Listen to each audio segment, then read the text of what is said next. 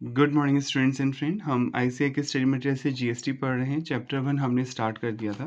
Page number 1.36 तक हम read कर चुके हैं। अब नेक्स्ट पेज नंबर है 1.37। इसमें आगे पढ़ते हैं। की चेंजेस इन डिटेल, जो आपने पढ़ लिया पहले भी बहुत बार, उसी को ढंग से बताया गया कि क्यों कॉन्स्टिट्यूशन को अमेंड करना पड़ा। कॉन्स्टिट्यूशन को अमेंड करने के बाद जीएसटी से रिलेटेड क्या प्रोविजंस आए हैं, इम्प्लीमेंट हुए हैं, उनको डिटेल में और समझाया गया है। तो आप इसे दोबारा रीड कर लेते हैं। सिग्निफिकेंट अमेंडमेंट मतलब जो इम्पोर्टेंट अमेंडमेंट है मेड मतलब किए गए हैं बाय द कॉन्स्टिट्यूशन, संविधान के द्वारा अमेंडमेंट एक्ट जो 2016 में पास हुआ था, CAA बोलेंगे शॉर्ट में, constitution amendment act, are discuss below. Article 246A ये आपने पढ़ा था स्टार्टिंग में कि जीएसटी को इम्प्लीमेंट करने के लिए एक नया आर्टिकल जोड़ा गया कॉन्स्टिट्यूशन में, क्योंकि बिना कॉन्स्टिट्यूशन में कोई टॉपिक दिए हुए कोई भी सरकार उस पर कानून नहीं बना सकती। वो टॉपिक या तो यूनियन लिस्ट में मिलेगा अगर केंद्र सरकार बना रही है, स्टेट लिस्ट में मिलेगा अगर स्टेट गवर्नमेंट बना रही है, और कॉन्करेंट लिस्ट में मिलेगा जो कि मिक्स लिस्ट है। इन तीनों लिस्ट में वो टॉपिक होना चाहिए, वो सब्जेक्ट मैटर होना चाहिए, तभी कानून बन सकता है। पर जीएसटी का टॉपिक इन तीनों लिस्ट में ही नहीं था, तो इससे कॉन्स्टिट्यूशन को अमेंड किया गया, एक नया आर्टिकल जोड़ा गया 246A। इस आर्टिकल के थ्रू सरकार को पावर मिली संविधान के अकॉर्डिंग कि वो जीएसटी पर गुड्स एंड सर्विसेज टैक्स लगा सकती है।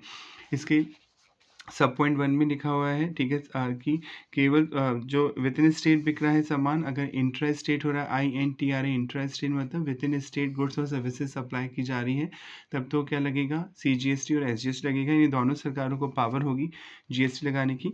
और पॉइंट नंबर 2 में लिखा गया है, सब पॉइंट 2 में, कि अगर इंटर स्टेट हो रहा है, INTER इंटर स्टेट मतलब वन स्टेट से अनदर स्टेट जा रहा है सामान, या एक स्टेट से यूनियन टेरिटरी में जा रहा है, या एक यूनियन टेरिटरी से दूसरी यूनियन टेरिटरी में जा रहा है, यानी बॉर्डर क्रॉस हो रहा है, तो क्या लगेगा, IGST चार्ज किया जाएगा। अब हम पढ़ लेते हैं। ये कॉन्स्टिट्यूशन की लैंग्वेज है जो लिखी हुई है। Newly article 246A power to make law, ये अधिकार देता है कानून बनाने का with respect to goods and services tax के। Newly inserted Article 246A, notwithstanding anything contained in Article 246 and 254। आपने पढ़ा था आर्टिकल 246 भी कि पार्लियामेंट के पास पावर होती है कि वो कोई कानून बना सकती है 246 से, और 254 पार्लियामेंट को स्पेशल कंडीशन में पावर दी जाती है। तो ये दोनों आर्टिकल्स में कुछ भी लिखा हो, नॉट विथस्टैंडिंग का मतलब है कॉमा के बाद जो लाइन आएगी वो ही प्रिवेल करेगी, भले ही इन दोनों आर्टिकल में कुछ भी लिखा हो। यानी इसका लॉ की लैंग्वेज थोड़ी सी ट्रिकी होती है पर समझने फिर भी, नॉट विथस्टैंडिंग जब भी लिखा आ जाए और कॉमा लग जाए तो कॉमा के बाद वाली जो चीज़ है वो प्रिवेल करेगी जो कॉमा से पहले लिखा गया है। यानी भले ही आर्टिकल 246 या 254 में मान लो कुछ और लिखा गया है, क्योंकि इस आर्टिकल से मिसमैच हो रहा है, यानी इस आर्टिकल में कुछ और लिखा गया है, इन दोनों आर्टिकल में कुछ और लिखा गया है और ये आपस में क्लैश कर रहे हैं, तो हमेशा 246A आर्टिकल ही प्रिवेल करेगा क्योंकि नॉट विथस्टैंडिंग लिखा हुआ है, यानी ये सही माना जाएगा। क्लियर। नॉटविथस्टैंडिंग एनीथिंग कंटेंट, भले कुछ भी लिखा हो, हिंदी में अगर बोलें इस चीज़ को, इन आर्टिकल 246, 254, पार्लियामेंट यानी केंद्र सरकार संसद, एंड सब्जेक्ट टू क्लॉज 2 यानी इसका जो क्लॉज 2 है उसे ध्यान में रखते हुए, the legislature of every state, हर राज्य की विधानसभा, हैव पावर यानी पार्लियामेंट के पास भी पावर है और राज्य की विधानसभा के पास भी पावर है, यानी राज्यों के पास भी पावर है, have power to make law कि वो कोई कानून बना सकते हैं with respect to goods and service से related tax impose by union और बाय द स्टेट, यानी दोनों के पास पावर दी गई है कि वो किसी गुड्स या सर्विस से रिलेटेड कानून बना सकते हैं। यानी ये किसकी बात कर रहा है, CGST SGST, with in goods, with in state आप गुड्स की सप्लाई कर रहे हैं तो ये वाला प्रोविज़न हो गया। नेक्स्ट क्लॉज सेकंड, इसमें बात हो रही कि एक स्टेट से दूसरे state, parliament has exclusive power, केवल केंद्र सरकार के पास ही पूरी पावर, एक्सक्लूसिव पूरी पावर केंद्र सरकार के पास है टू मेक लॉ कि वो कोई कानून बनाएगी with respect to goods and service tax where the supply of goods और सर्विस और both take place in the course of inter state trade और कॉमर्स। अगर इंटर स्टेट ट्रेड और कॉमर्स हो रहा है, एक स्टेट से दूसरे स्टेट जा रहा है सामान, तो केवल केंद्र सरकार ही कानून बना सकती है। एक्सप्लेनेशन दे रखा है, the provision of this article, जो इस आर्टिकल के प्रोविजंस हैं, shall in respect of goods and service tax refer to in clause 5 of article 279A में दिए गए हैं, take effect from the date, ये प्रोविज़न उस दिन से अप्लाई होंगे जिस दिन जीएसटी काउंसिल रिकमेंड करेगी सरकार को कि इस दिन से जीएसटी इंडिया में आना चाहिए, और वो डेट पड़ ही चुके हैं, 1 जुलाई 2017 से ये प्रोविज़न इंडिया में अप्लाई हो चुके हैं। अब ये तो लॉ की लैंग्वेज है, थोड़ी सी ट्रिकी होती है, इसी को थोड़ा सिंप्लीफाइड तरीके से यहाँ पे लिखा गया है। सेम चीज़ है पर यहाँ पे कही गई है article 246A। This article grant मतलब अधिकार देता है, पावर देता है to central and state government को टू मेक लॉ कि वो कोई कानून बना सकते हैं with respect to GST impose by centre और सच स्टेट। यानी सेंट्रल गवर्नमेंट के पास भी पावर है, स्टेट गवर्नमेंट के पास भी पावर है कि वो गुड्स और सर्विस से रिलेटेड कोई भी कानून बना सकते हैं टैक्स लगाने के लिए। Centre has exclusive power, central government के पास ही पूरी तरह से पावर है टू मेक लॉ कि वो कोई कानून बनाएगा विथ रिस्पेक्ट टू जीएसटी के लिए, गुड्स एंड सर्विसेज टैक्स के लिए। In case of inter state supply of goods और सर्विस, अगर एक स्टेट से दूसरे स्टेट जा रहा है सामान तो केवल सेंट्रल गवर्नमेंट को पावर दी गई है। However in respect to the following goods, अगर इन गुड्स की बात की जाए तो आपने पढ़े थे अभी भी 5 गुड्स ऐसे हैं जो जीएसटी के दायरे में नहीं आते। ये गुड्स उस दिन से जीएसटी के दायरे में आएंगे, यानी इन पे उस दिन से जीएसटी लगना शुरू होगा जब जीएसटी काउंसिल गवर्नमेंट को रिकमेंड कर देगी। The aforesaid provision shall apply, यानी जो ये प्रोविज़न है अप्लाई होंगे from the date of the recommendation by the GST council, जिस दिन जीएसटी काउंसिल कहेगी। पेट्रोलियम क्रूड कच्चा तेल, high speed diesel and diesel, motor spirit यानी common in use petrol, natural gas और aviation turbine fuel, right. The provision of article 246A, जो आपने पढ़े थे 246A ही पढ़ रहे हैं आप, are notwithstanding anything contain in article 246A and 254, यानी इन दो आर्टिकल में भले ही कुछ भी लिखा हो, आर्टिकल 246A ही प्रिवेल करेगा। आर्टिकल 254 डील करते हुए the supremacy of the law made by parliament, अगर पार्लियामेंट कोई भी लॉ बनाएगा तो उसे ही सुप्रीम माना जाएगा। पर ये आर्टिकल इस आर्टिकल के सब्जेक्ट में, यानी 246A में दोनों को पावर दी गई है, स्टेट गवर्नमेंट भी बना सकती है कानून। क्लियर, आगे बढ़ते हैं। Next article 248 amended, residuary power of the legislation amended. मतलब हाँ, नाम से पता चला रेजिडरी मतलब रिमेनिंग पावर। इसमें इस आर्टिकल में पावर दी गई थी कि सेंट्रल गवर्नमेंट के पास पावर है कि वो जो कॉन्करेंट लिस्ट है उससे रिलेटेड कोई भी टॉपिक है उस पर केंद्र सरकार भी कानून बना सकती है। कॉन्करेंट लिस्ट आपने पढ़ी थी कि जिस पे दोनों सरकारें कानून बना सकती हैं, स्टेट लिस्ट पे केवल स्टेट गवर्नमेंट ही कानून बना सकती है, राइट। पर केंद्र सरकार चाहे तो कोई टॉपिक अगर स्टेट लिस्ट में भी आता है तो भी वो उस पर कानून बना सकती है इस आर्टिकल के अकॉर्डिंग। देखिए आर्टिकल 248 ग्रांट मतलब अधिकार देता है, पावर देता है, द रेजिडरी पावर है, रिमेनिंग पावर है टू पार्लियामेंट को, केंद्र सरकार को पावर देता है टू मेक लॉ कि वो कोई कानून बना सकती है with respect to any matter, किसी भी मैटर पे not enumerated in the concurrent list और स्टेट, भले वो मैटर ना तो कॉन्करेंट लिस्ट में आता है ना ही स्टेट लिस्ट में आता है। Such power shall include the power of making any law imposing a tax not mention in either of those list, भले ही कोई टॉपिक दोनों लिस्ट में नहीं आता है फिर भी कानून बनाई जा सकती है। This article has been amended, अब इस आर्टिकल को अमेंड कर दिया गया है क्योंकि 246A जोड़ा गया, उसमें तो आपने दोनों को पावर दी है, यानी राज्य सरकार भी बनाई कानून जीएसटी पे, राज्य सरकार भी लगाएगी जीएसटी और स्टेट पार्लियामेंट भी लगाएगी। तो इस आर्टिकल को अमेंडमेंट किया गया, इसमें चेंजेस किए गए। क्या चेंज हुआ? Now this power has been subject, यानी केंद्र सरकार के पास जो पावर थी इस कि वो किसी भी टॉपिक पे कानून बना सकती है, पर अब उसे रिस्ट्रिक्ट कर दिया गया सब्जेक्ट टू आर्टिकल 246, यानी केंद्र सरकार 246A को ध्यान में रखते हुए ही कोई कानून बनाएगी, राइट। यानी कोई गुड्स एंड सर्विस पे कोई टैक्स लगा रही है सरकार तो वो केवल पार्लियामेंट ही नहीं बना सकती उस पर कानून, स्टेट्स को भी राइट दिया गया है। Namely the power to make law with respect to goods and service tax to be impose by centre and state, दोनों मिलकर टैक्स लगाएंगे। Next, power of parliament to legislate with respect to a matter, कि power केंद्र सरकार को power है कि वो किसी भी मैटर पे कानून बना सकती है जो स्टेट लिस्ट में है, भले वो स्टेट का टॉपिक है, पर केंद्र सरकार को पावर है इस आर्टिकल के अकॉर्डिंग कि वो उस पर भी कानून बना सकती है। किस केस में? इन द नेशनल इंटरेस्ट, या तो राष्ट्र के हित में। इन केस ऑफ इमरजेंसी, जो इमरजेंसी लगी थी इंदिरा गांधी के टाइम, इमरजेंसी जब डिक्लेयर करी जाती है तो सारी पावर केंद्र सरकार के पास में आ जाती है स्टेट्स की। एक्सटेंडेड टू जीएसटी, ठीक है, प्रोवाइडेड अंडर आर्टिकल 246, पर 246A आर्टिकल को ध्यान में रखना होगा, यानी सरकार कभी भी कोई कानून बनाती है इस गुड्स एंड सर्विस टैक्स से रिलेटेड तो वो 246 के मैटर्स को ध्यान में रखेगी। आर्टिकल 249 ग्रांट मतलब राइट देता है पार्लियामेंट को, संसद को, द पावर है, अधिकार है टू मेक लॉ कि वो कोई कानून बना सकती है with respect to a matter, किसी भी टॉपिक पर इन द स्टेट लिस्ट, भले वो स्टेट लिस्ट का टॉपिक है, इन नेशनल इंटरेस्ट या जो राष्ट्र के हित में, in a case where council of the state has declare, पर जो स्टेट्स की काउंसिल बनी हुई है वो सरकार को एक रेजोल्यूशन डिक्लेयर होगा, एक प्रस्ताव पास किया जाएगा जिसमें 2/3 मेंबर प्रेजेंट होने चाहिए स्टेट्स के और वो वोटिंग करेंगे और केंद्र सरकार को अपना अपना अधिकार देंगे कि ठीक है कि केंद्र सरकार का राष्ट्र हित का टॉपिक है तो हम केंद्र सरकार को प्रस्ताव पास करते हैं कि वो कोई भी कानून बना सकती है स्टेट से रिलेटेड और राज्य से रिलेटेड, राइट। पर सर जब भी पार्लियामेंट स्टेट लिस्ट के टॉपिक पे कोई कानून बनाएगी तो एटलीस्ट जो काउंसिल ऑफ स्टेट हैं, जो स्टेट्स के मेंबर हैं, जितने भी हैं टोटल स्टेट, उनके जो मेंबर हैं काउंसिल ऑफ स्टेट्स, ठीक है, उसके 2/3 जो प्रेजेंट मेंबर हैं वो सरकार को हाँ करेंगे, एक रेजोल्यूशन पास किया जाएगा, प्रस्ताव पास किया जाएगा, उसके बाद ही सरकार उस टॉपिक पे कानून बना सकती है।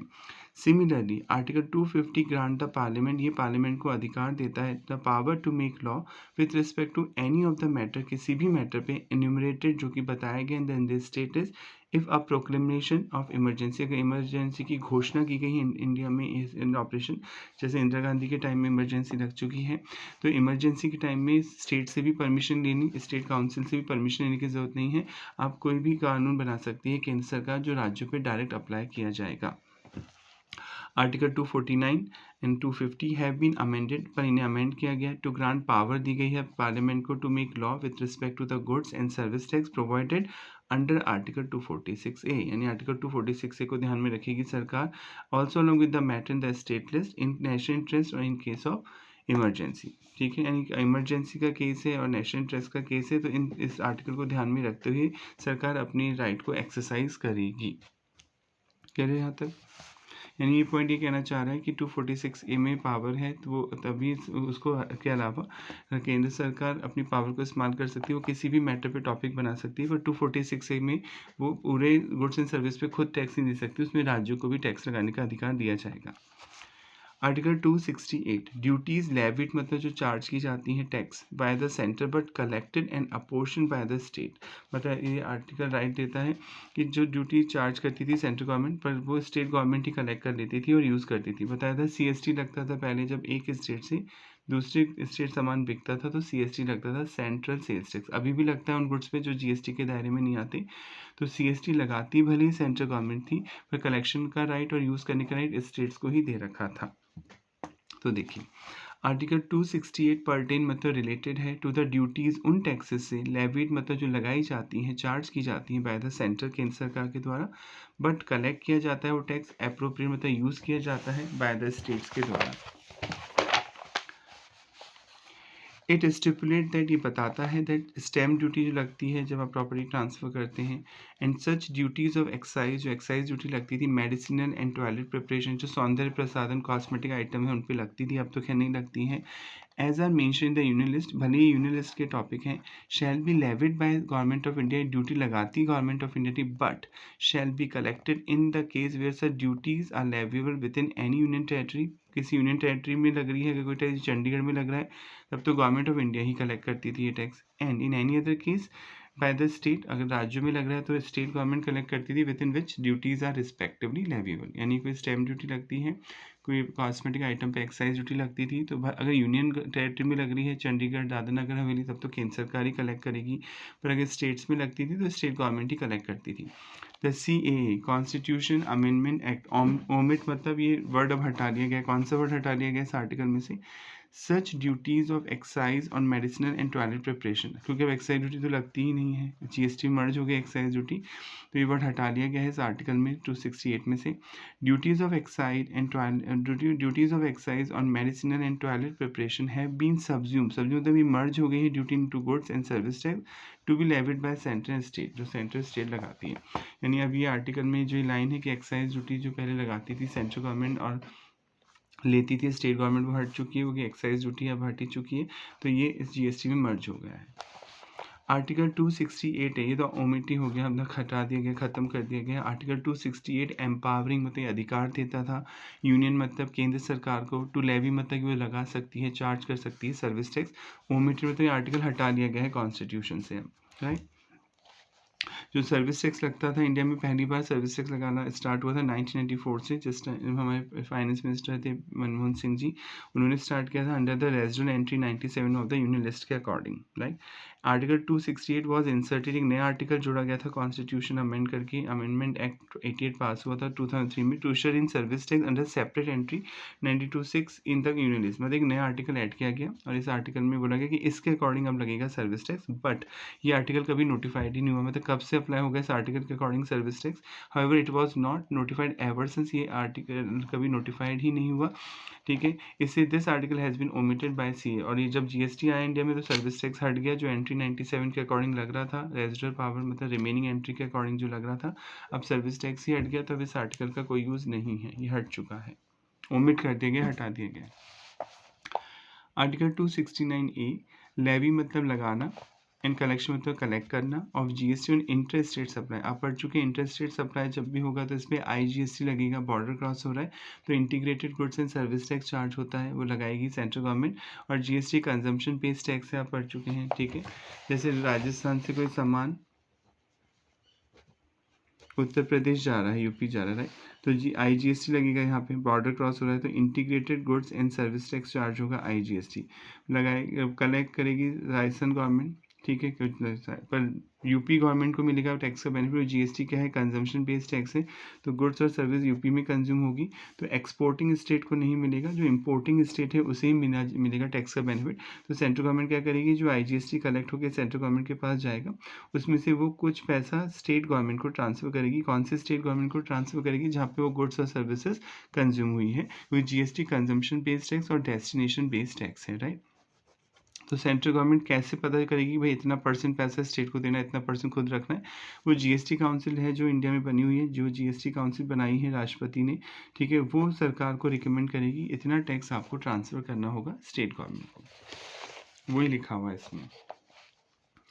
न्यूली इंसर्टेड आर्टिकल, एक नया आर्टिकल जोड़ा गया 269A, लेवी तो लगाया जाएगा एंड कलेक्शन होगा, गुड्स का कलेक्ट किया जाएगा, tax of goods and service tax in the course of interstate trade और commerce. First, goods and service tax लगाया जाएगा on supplies in the course of interstate trade और कॉमर्स शैल बी लेविड, ये लगाया जाएगा and collect किया जाएगा by the government of India, Bharat सरकार के द्वारा, and such tax shall be apportion, और इस टैक्स को बांटा जाएगा between the union and states in the manner, उस तरीके से एज में भी प्रोवाइडेड, जो कि बताया जाएगा बाय द पार्लियामेंट, केंद्र सरकार के द्वारा, bye law on the recommendation of the GST council. यानी जीएसटी काउंसिल जो goods and service tax council है वो सरकार को सुझाव देगी कि भैया इतना % पैसा उस स्टेट को मिलना चाहिए जहाँ पे वो गुड्स या सर्विस कंज्यूम हुई है। एक्सप्लेनेशन दे रखा है, स्पष्टीकरण दे रखा है, थोड़ा कंफ्यूजिंग होते हैं जब भी लॉ में कोई पॉइंट, तो सरकार पहले से ही उसका स्पष्टीकरण दे देती है ताकि लोगों में कन्फ्यूजन पैदा नहीं हो। For the purpose of this clause, supply of goods और service और both in the course of import, अगर कोई import करते हैं, जब import हो रहा है गुड्स तो इंडिया में कंज्यूम होगा वो गुड्स, तो import इंटर स्टेट ही माना जाएगा, क्योंकि एक माना जाएगा बॉर्डर क्रॉस हो रहा है, और import पे क्या लगेगा, IGST ही चार्ज होगा। कोई import हो रहा है गुड्स इंडिया के बाहर से आ रहा है into the territory of India, Bharat के किसी टेरिटरी में आ रहा है, शैल बी डीम, उसे समझा जाएगा to be supply of goods और सर्विस और both in the course of inter state trade और कॉमर्स, यानी इंपोर्ट को IGST के लिए लायबल किया जाएगा। जब भी कोई आप गुड्स इंपोर्ट करेंगे दूसरी कंट्री से इंडिया में आएगा तो उस पर IGST चार्ज होगा। The amount apportion to a state under clause 1, यानी जो पैसा बांटेगी सरकार स्टेट को ट्रांसफर करेगी, shall not form part of the consolidated fund of India. Bharat सरकार का एक फंड होता है कंसोलिडेटेड फंड, मतलब जब भी सरकार को इनकम होती है या कोई लोन लेती है सरकार, तो वो कंसोलिडेटेड फंड ऑफ इंडिया में क्रेडिट हो जाता है वो पैसा। जैसे आप बैंक में जमा कराते हैं पैसे, राइट, चाहे लोन लेके आए पैसे या खुद के पास से कमाए हुए जमा कराएं तो बैंक अकाउंट में क्रेडिट होते हैं। इसी से वो पैसा जो भी सरकार को मिलता है, केंद्र सरकार को चाहे टैक्स के नाम से मिलता है या कहीं से लोन लेती है सरकार, तो कंसोलिडेशन फंड ऑफ इंडिया का पार्ट होता है, और जितना पैसा उसे स्टेट को ट्रांसफ़र करना है वो इसमें इंक्लूड नहीं होता। जैसे IGST के नाम से केंद्र सरकार को सपोज 600 करोड़ रुपीस मिलते हैं, और GST काउंसिल कह रही कि आधा पैसा तो आपको उस स्टेट को ट्रांसफ़र करना होगा जहाँ पे वो गुड्स और सर्विस कंज्यूम हुई है। तो केंद्र सरकार अच्छी तरह जानती है कि 300 करोड़ तो उसे स्टेट्स को ट्रांसफ़र करने, तो जो 300 करोड़ हैं वो कंसोलिडेटेड फंड का पार्ट नहीं है, यानी केंद्र सरकार के अकाउंट में क्रेडिट नहीं होगा पैसा, उन स्टेट्स के अकाउंट में क्रेडिट होगा, ठीक है। ऐसे ही जब स्टेट्स जो पैसा, जो स्टेट गवर्नमेंट को जो इनकम होती है, जो पैसा मिलता है स्टेट गवर्नमेंट को टैक्स के नाम से या लोन के नाम से, वो भी कंसोलिडेटेड फंड ऑफ स्टेट में जाएगा। द अमाउंट अपोर्शनमेंट, जो अमाउंट दिया गया है अपोर्शनमेंट में बांटा गया है स्टेट को under clause 1 shall not form part of the consolidated fund of India, वो पैसा कंसोलिडेटेड फंड ऑफ इंडिया में क्रेडिट नहीं होगा क्योंकि वो स्टेट्स का पैसा है, right. When an amount collected, जैसे मान लो आपको 1000 रुपीज़ मिले पर 500 आपको फ्रेंड को देने हैं, वो आपके नहीं हैं। तो आप अपने अकाउंट में 500 ही तो जमा कराओगे, 1000 थोड़ी, तो आप 500 रुपये उसे ट्रांसफ़र कर दोगे, तो 500 रुपये ही आपके फंड में पैसा क्रेडिट होगा। Where an amount collected as levied under clause 1, अगर कोई अमाउंट कलेक्ट किया जाता है, has been use for payment of tax levied by a state, ठीक है, जो स्टेट गवर्नमेंट ने लगाया है वो उसमें यूज़ होता है अंडर आर्टिकल 246 से, such amount shall not form part of the consolidated fund of India. बहुत कॉम्प्लिकेटेड और ट्रिकी लाइन है, लॉ की, ध्यान के इसको पहले समझ लेते हैं। वैसे आप पढ़ चुके हैं, जैसे स्टेट गवर्नमेंट क्या चार्ज करती है, SGST। आपको स्टेट को देना है सपोज 10,000 रुपये का SGST, राइट। आपने खरीदने पे IGST दिया था, तो आपने उसको सेट ऑफ करा लिया, 8,000 का सपोज IGST दिया था। ये आउटपुट टैक्स है जो बेचने पे देना है सरकार को, वो आउटपुट टैक्स होता है। जो खरीदने पे दे के आए हैं वो इनपुट टैक्स होता है, और आउटपुट में से इनपुट आप डिडक्ट करा सकते हैं, और नेट अमाउंट ही आपको फिर देना होगा स्टेट गवर्नमेंट को, राइट।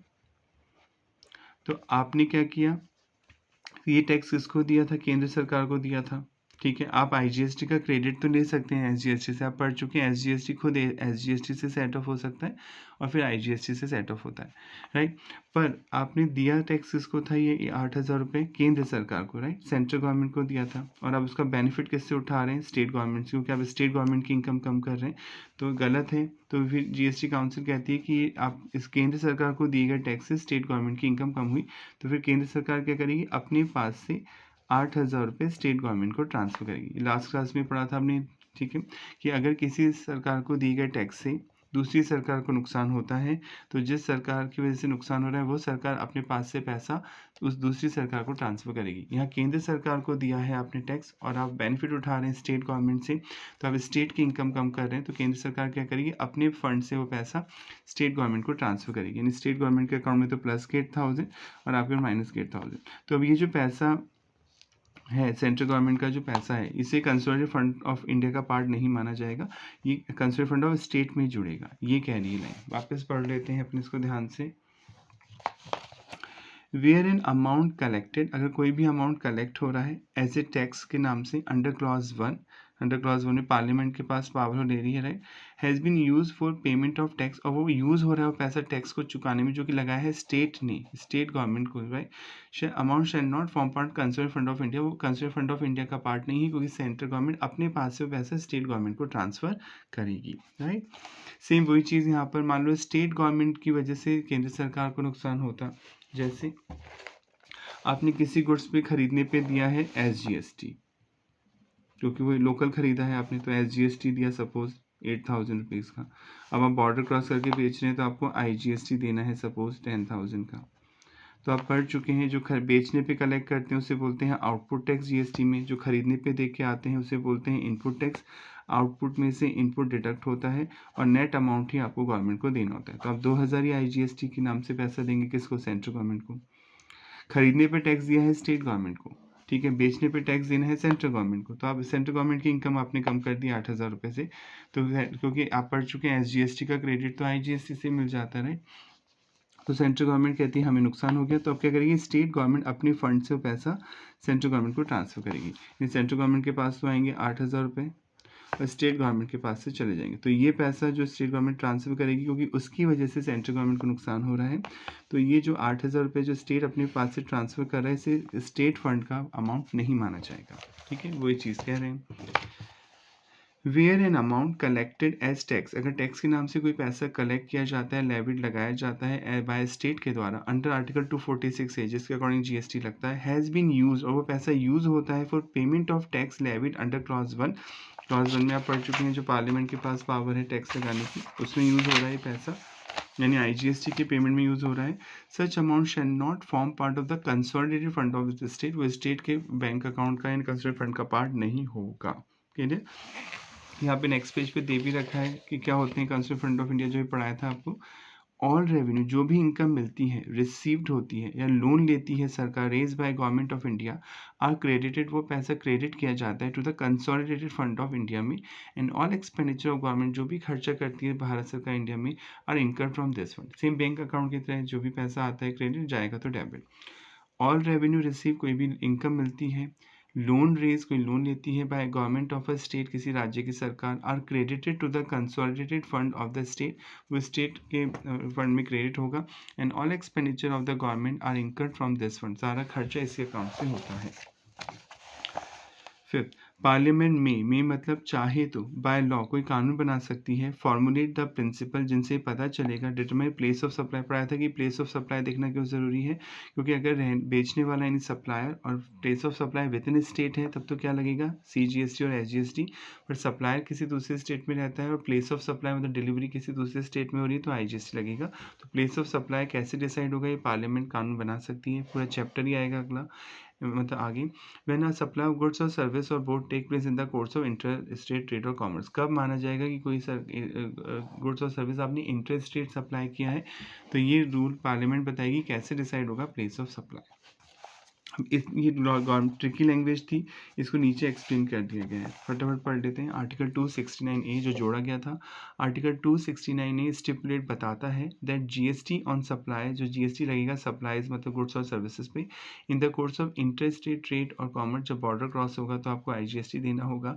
शैल बी लेविड मतलब चार्ज किया जाएगा, लगाया जाएगा, एंड कलेक्ट किया जाएगा by the government of India, and such tax shall be apportion, और उस पैसे को बांटा जाएगा between the union and the states के बीच में, in the manner as may be provided by parliament, जो केंद्र सरकार बताएगी, by law on the recommendation of the GST council. GST council के कहने पे सरकार जो रेशो बताएगी उस उतना पैसा केंद्र सरकार अपने पास से स्टेट्स को ट्रांसफर करेगी।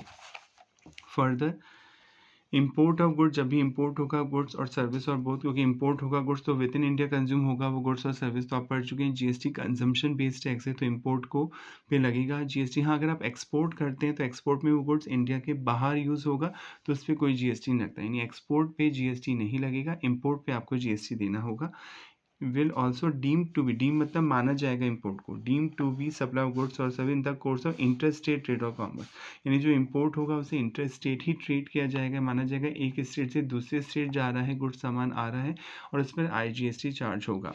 This will give power to the central government, ये पावर देता है सेंट्रल गवर्नमेंट को, केंद्र सरकार को, कि टू लेवी चार्ज करने की, कि वो IGST लगा सकती है, integrated goods and service tax लगा सकती है on the import transaction which were earlier subject to countervailing duty. पहले काउंटरवेलिंग ड्यूटी लगती थी जो मर्ज हो गई under custom act, tariff act 1975 के according. Where an amount collected as IGST, जो भी पैसा IGST के नाम से कलेक्ट होगा, has been use for payment of SGST, अगर आप उसे SGST के लिए यूज़ कर रहे हैं और वाइस वर्सा, या SGST के नाम से पैसा कलेक्ट हुआ उसे IGST के लिए यूज़ कर रहे हैं, राइट। तो जिस गवर्नमेंट की वजह से दूसरी गवर्नमेंट को नुकसान हुआ पैसा ट्रांसफर करना होगा। Such amount shall not form part of the consolidated fund of India, तो वो अगर सेंट्रल गवर्नमेंट ट्रांसफर कर रही है तो उस कंसोलिडेटेड फंड ऑफ इंडिया का पार्ट नहीं है, और अगर स्टेट गवर्नमेंट ट्रांसफर कर रही है तो कंसोलिडेटेड फंड ऑफ स्टेट का पार्ट नहीं होगा respectively. This is to facilitate transfer of fund between central state, ये इसलिए कि ताकि स्टेट फेयर इनकम मिले। अगर सेंट्रल गवर्नमेंट की वजह से स्टेट गवर्नमेंट की रेवेन्यू कम हो रही है तो हम सेंट्रल गवर्नमेंट स्टेट गवर्नमेंट को पैसा ट्रांसफर करेगी, और स्टेट गवर्नमेंट की वजह से अगर सेंट्रल गवर्नमेंट को नुकसान हुआ है तो स्टेट गवर्नमेंट सेंट्रल गवर्नमेंट को पैसा ट्रांसफर करेगी। पार्लियामेंट इज एम्पावर्ड, एम्पावर मतलब अधिकार देना किसी को, पार्लियामेंट को अधिकार दिया गया है टू फॉर्मुलेट, कि वो बनाएगी द प्रिंसिपल, वो principle regarding the place of supply, की कैसे पता चलेगा कि कहाँ पे हमने डिलीवरी दी है गुड्स और सर्विस की। व्हेन सप्लाई ऑफ गुड्स और service of both occur in interstate trade और कॉमर्स, कैसे पता चलेगा कि ये इंटरस्टेट ट्रेड और कॉमर्स समझा जाएगा। आगे बढ़ते हैं। Distribution, article 270, distribution of the goods and service tax GST between central and state, ये वही है सेम अभी आप पढ़ चुके हैं कि GST काउंसिल बताएगी कि कैसे पैसा जो मिलेगा GST का वो कैसे बटेगा स्टेट्स और सेंटर के बीच में। आर्टिकल 270 इज अमेंडेड, आर्टिकल 270 को अमेंड किया गया है to provide for distribution of the goods and service tax between centre and state, कि जो पैसा कलेक्ट होगा IGST के नाम से वो सेंट्रल स्टेट में बटेगा, और in by order of the president, राष्ट्रपति के ऑर्डर के द्वारा, after considering recommendation of the finance commission. Finance commission में अब की जगह यहाँ तो GST काउंसिल होगी, GST काउंसिल जो भी बोलेगी उस बेसिस पे पैसा बांटा जाएगा। This apply for those tax, ये पैसा ये प्रोविजन उन पे अप्लाई होगा। A portion of payable by central जो centre for tax levied by it under article 246 है, जिसके अकॉर्डिंग जीएसटी लगता है, और 269 है जिसपे आईजीएसटी अपने पड़ा लगता है। तो वो पैसा कैसे बटेगा, स्टेट जीएसटी का पैसा कैसे बटेगा सेंट्रल स्टेट के बीच? तो ये प्रेसिडेंट ने जो ऑर्डर देके एक फाइनेंस कमीशन बनाया था, फाइनेंशियल कमीशन की जगह अब क्या आ जाएगा यहाँ पर जीएसटी काउंसिल। तो जीएसटी काउंसिल का फाइनेंस कमीशन का ही पार्ट है, तो जीएसटी काउंसिल जो सुझाव देगी उसके अकॉर्डिंग ये पैसा डिस्ट्रीब्यूट किया जाएगा।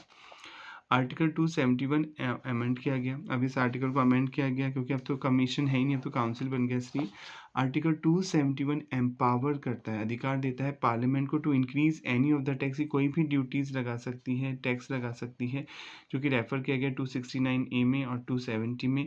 It further provided surcharge, surcharge मतलब जो एक्स्ट्रा टैक्स लगता है, टैक्स पे tax is not shareable and remain with the centre, कि जो एक्स्ट्रा टैक्स लगाती थी सरकार पहले वो शेयर नहीं करती थी राज्यों के साथ, वो अपने पास ही रखती थी। Now this article is amended to exclude GST from its purview, पर आर्टिकल जीएसटी इस दायरे से बाहर रखा गया, यानी जीएसटी में किसी भी तरह का टैक्स लगाएगी सरकार वो बटेगा ही बटेगा, चाहे वो सरचार्ज के नाम से लगाए, चाहे वो सेस के नाम से लगाए, चाहे नॉर्मल जीएसटी के नाम से लगाए, वो पैसा स्टेट्स को भी दिया जाएगा। हाँ, बाकी कोई सरचार्ज अगर लगाती है, कोई एक्स्ट्रा टैक्स लगाती है केंद्र सरकार, वो पैसा स्टेट्स में नहीं बांटा जाएगा।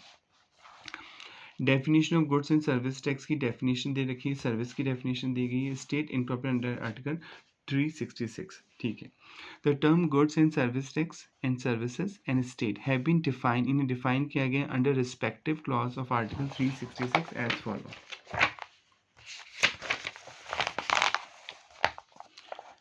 गुड्स एंड सर्विस टैक्स का मीनिंग क्या है? देखिए, goods and service tax means any tax, कोई भी टैक्स लगाया जा रहा है ऑन सप्लाई ऑफ गुड्स पे या सर्विसेज पे, और बोथ दोनों पे, एक्सेप्ट, इन पे नहीं लगेगा, except tax on supply of the alcoholic liquor for human consumption. आप पढ़ चुके हैं, जो मानव उपयोग के लिए अगर आप शराब बनाते हैं तो शराब पे नहीं लगेगा जीएसटी, शराब पे वो पुराने टैक्स ही लगेंगे, यानी स्टेट एक्साइज ड्यूटी और स्टेट वैट, यानी दोनों केस में टैक्स कौन लेगी? State government. एक्साइज ड्यूटी कब देती है? जैसे ही आप फैक्ट्री से बाहर निकालते हैं सामान, तो प्रोडक्शन टैक्स देना होता है, जिसे एक्साइज ड्यूटी बोलते हैं, जिस जो अभी कलेक्ट करती है स्टेट गवर्नमेंट, यानी शराब पे स्टेट एक्साइज ड्यूटी लगती है, और जब वो बिकेगी शॉप से या शोरूम से जो भी चीज़, तो उस पर सेल्स टैक्स लगेगा, जिसे वैट बोलते हैं, वो भी स्टेट गवर्नमेंट ही कलेक्ट करती है। यानी शराब पे वो पुराने टैक्स ही लगते हैं, तो state excise duty plus state VAT. Consequently GST can be levied, charge किया जाएगा on supply of goods and services, सभी गुड्स और सर्विसेज पे, except alcoholic liquor for human consumption. अगर हम मानव उपयोग के लिए शराब बनाएंगे तो उस पर जीएसटी नहीं लगेगा।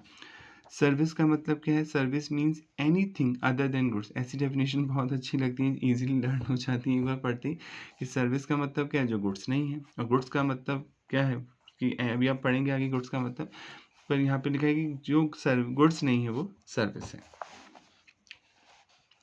स्टेट का मतलब यहाँ पे है, स्टेट का मतलब वही जिन्हें स्टेट का दर्जा दिया गया है, और वो यूनियन टेरिटरी जिन्हें खुद की विधानसभा बना रखी है उन्हें भी स्टेट माना जाएगा। जीएसटी में आप पढ़ चुके हैं, जम्मू एंड कश्मीर, पौंडीचेरी और दिल्ली, ये 3 यूनियन टेरिटरी भी है, पर इन्होंने खुद की विधानसभा बना रखी है। यहाँ पे स्टेट लेजिस्लेचर है, तो जिन यूनियन टेरिटरी ने खुद का लेजिस्लेचर विधानसभा बना रखी है उन्हें जीएसटी में स्टेट का ही दर्जा दिया जाता है। बाकी जो यूनियन टेरिटरी हैं, लद्दाख, चंडीगढ़, दादरा नगर हवेली, अंडमान एंड निकोबार, राइट, लक्षद्वीप, इन्हें क्या माना जाएगा? यूनियन टेरिटरी माना जाएगा। State with reference to Article 246A, 268, 269, 269A and Article 279A include a union territory, यानी स्टेट में वो यूनियन टेरिटरी भी इंक्लूड हैं जिनकी खुद की लेजिस्लेचर है, राज्य विधानसभा है। अब गुड्स का मतलब क्या होता है सर? गुड्स को डिफाइन किया गया है कॉन्स्टिट्यूशन में, the term goods has already been defined under clause 12 of article 366 in an inclusive manner. Inclusive manner मतलब जो लिख दिया गया है वही गुड्स माना जाएगा, एक्सक्लूसिव मैनर में नहीं है। एक डेफिनेशन होती है एक्सक्लूसिव मैनर, मतलब बाई चांस कोई छूट गया लिखने से, पर वो उस कंडीशन को फुलफिल कर रहा है तो उसे भी गुड्स माना जाएगा, पर ये डेफिनेशन इंक्लूसिव है। इंक्लूसिव डेफिनेशन का मतलब हो गया है जो लिख दिया गया है वही चीज़ उसमें आएगी, बाई चांस वो छूट गया कुछ लिखने से, पर वो भी गुड्स की डेफिनेशन को फुलफिल कर रही, पर उसे गुड्स नहीं माना जाएगा क्योंकि इंक्लूसिव डेफिनेशन है। Inclusive manner to provide that goods include all material, कोई भी सामग्री, कमोडिटी कोई वस्तु, एंड आर्टिकल कोई वस्तु, कोई भी कमोडिटी है वस्तु से गुड्स माना जाएगा। वैसे कोई गुड्स बोलता है आपसे नॉर्मली, नॉर्मल लैंग्वेज में, तो आप क्या बोलेंगे? Goods means any physical things, कोई भी फिजिकल चीज़ जो कि मार्केट में आती है बेचने और खरीदने के लिए, उसे हम प्रोडक्ट या गुड्स बोलते हैं। कोई भी चीज़ जो फिजिकल है, जिसे आप देख सकते हैं, टच कर सकते हैं, वो मार्केट में आ रही है, राइट, बेचने खरीदने के लिए, तो उसे प्रोडक्ट या गुड्स बोलते हैं। और सर्विस का नॉर्मल मीनिंग क्या होता है? इंटेंजिबल वैल्यू एडिशन, यानी आप देख नहीं सकते, इंटेंजिबल है, फील कर सकते हैं कोई आपको सर्विस दे रहा है, पर उससे कोई वैल्यू एडिशन होता है, कोई फ़ायदा आपको मिलता है, तो उसे सर्विस बोलते हैं। Next, Article 286. Article 286 imposing restriction as to imposition of tax on sale or purchase of goods amended. मतलब रिस्ट्रिक्ट आर्टिकल 286 में गवर्नमेंट ने दिया कि जो भी गुड्स और सर्विसेज पे टैक्स लगेगा अब दोनों सरकारों लेंगी, कलेक्ट करेंगी। फटाफट पढ़ लेते हैं। आर्टिकल 286 विच रिस्ट्रेन, जो कि रोकता था स्टेट्स को, राज्यों को, फ्रॉम फ्रेमिंग लॉ, कि वो कोई भी कानून नहीं बना सकती for imposition of any tax, कोई भी टैक्स ऑन सेल ऑफ और purchase of goods where such sale और purchase take place outside the state, जब वो एक स्टेट से दूसरे स्टेट जा रहा है, और in the course of import of goods into और export the goods out of the territory of India. यानी आर्टिकल 286 ये राइट देता है कि कोई भी स्टेट ऐसा कानून नहीं बना सकता कि जब कोई गुड्स एक स्टेट से दूसरे स्टेट जा रहा है या इंपोर्ट एक्सपोर्ट हो रहा है तो उस पर कोई टैक्स लगाए। यानी स्टेट्स को राइट नहीं है कि जब भी इंटर स्टेट हो रहा है सामान, एक स्टेट से दूसरे स्टेट जा रहा है या इंपोर्ट एक्सपोर्ट हो रहा है, तो उस पर स्टेट गवर्नमेंट कोई कानून नहीं बना सकती है टैक्स लगाने के लिए। This article has been amended, इस आर्टिकल में चेंज किया गया टू इनकॉर्पोरेट, लाने के लिए the changes arising out of GST, की जीएसटी की वजह से जो भी चेंजेस हुए इस आर्टिकल में भी चेंज करना पड़ा। By substituting the word sale और परचेज की जगह लिख दिया गया सप्लाई, क्योंकि आप पढ़ चुके हैं जीएसटी में सेल और परचेज वर्ड है ही नहीं, सप्लाई वर्ड है। सप्लाई कॉमन वर्ड है, जो अगर आप खरीद रहे हैं तो इनवर्ड सप्लाई, परचेज को बोलते हैं जीएसटी में इनवर्ड सप्लाई, और बेचने को बोलते हैं आउटवर्ड सप्लाई, क्योंकि जीएसटी सप्लाई पे लगता है, तो सप्लाई वर्ड लिखा गया। एंड वर्ड गुड्स की जगह लिखा गया गुड्स और सर्विस और बोथ। यानी इसका मतलब क्या हो कि जब भी इंटर स्टेट गुड्स और सर्विस बिकेगा या इंपोर्ट एक्सपोर्ट होगा, गुड्स और सर्विस सप्लाई होगा, तो केवल केंद्र सरकार ही कानून बनाएगी, स्टेट्स को राइट नहीं दिया गया है। Consequently state have no right, राज्यों के पास कोई अधिकार नहीं है टू इम्पोज जीएसटी, की वो जीएसटी लगाए on inter state supply of goods और सर्विस और बोथ। इंटर स्टेट मतलब एक स्टेट से दूसरे स्टेट, जब भी बॉर्डर क्रॉस होगा स्टेट्स के पास कोई राइट नहीं है टैक्स लगाने का, केवल केंद्र सरकार ही टैक्स लगाएगी। It will be levied by union government, केंद्र सरकार के द्वारा ही टैक्स लगेगा इंटर स्टेट सप्लाई पर under article 269A as mention earlier, जो आप पढ़ चुके हैं।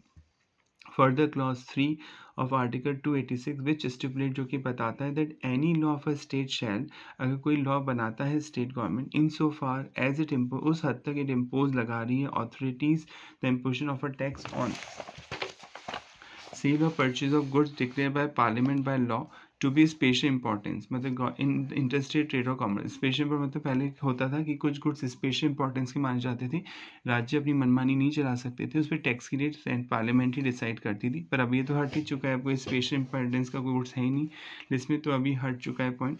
Be subject to importance of interstate or commerce, be subject to restriction condition in regard to the system levy rate and other incident tax as parliament may by law has been omitted। मतलब ये point हट गया है। पहले होता था कि कुछ स्पेशल इंपॉर्टेंस के गुड्स होते थे, राज्य अपनी मनमानी नहीं कर पाए तो केंद्र सरकार कहती थी कि इन गुड्स पे इतना ही टैक्स लगाएंगी राज्य सरकारें, पर अब ये हट चुका है। ठीक है, यहाँ तो कोई डाउट है तो आप पूछ सकते हैं। नेक्स्ट है जीएसटी काउंसिल, आर्टिकल 279A। अब जीएसटी काउंसिल हम नेक्स्ट क्लास में, लास्ट क्लास में पढ़ लेंगे, तो इसमें हम क्वेश्चन भी सॉल्व करेंगे, वरना वीडियो बहुत लंबा हो जाएगा। तो अगर आपको कोई डाउट है, कोई प्रॉब्लम है, तो आप कमेंट करके पूछ सकते हैं। नेक्स्ट क्लास में मिलते हैं। Thank you so much.